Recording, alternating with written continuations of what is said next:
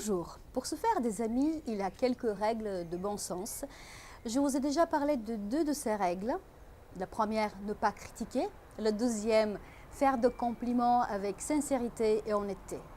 Aujourd'hui, je vous parlerai de la troisième, se mettre à la place de l'autre, considérer ses désirs et son point de vue. C'est une règle qui est très puissante puisqu'elle est au cœur même de l'art d'influencer l'autre. Si vous connaissez ce qu'un homme ou une femme aime, quels sont leurs désirs profonds, vous êtes au préambule de l'influence des autres.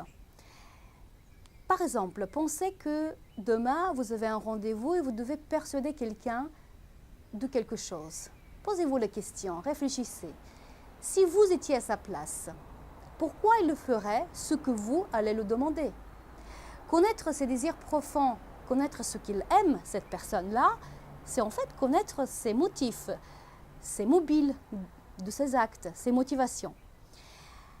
Cette règle elle est valable aussi bien pour les paroles, pour les discours, que pour les écrits. Si par exemple vous êtes un chercheur d'emploi, vous écrivez des lettres de motivation, pensez à commencer toujours par vous.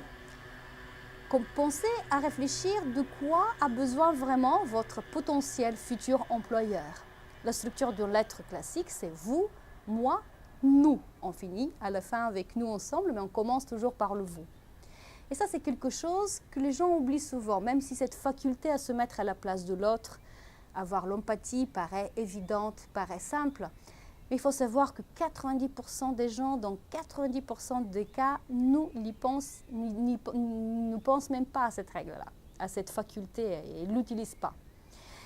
Dans son livre « Comment se faire des amis », Dale Carnegie, quand il parle de cette faculté, il dit que même quand vous arrivez à bien connaître les mobiles, les motivations des autres pour faire vos demandes, pour les faire ce que vous voulez qu'ils fassent, il parle même de susciter un désir ardent, de l'enthousiasme chez cette personne-là.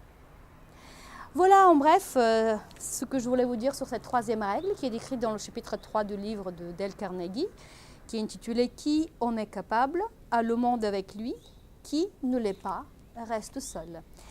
Merci beaucoup de m'avoir écouté. Je vous dis à très vite sur la chaîne Maîtrise de soi et liberté. Si vous avez aimé cette règle-là, likez s'il vous plaît. Sinon, c'est pas grave, ne likez pas, mais abonnez-vous quand même à la chaîne.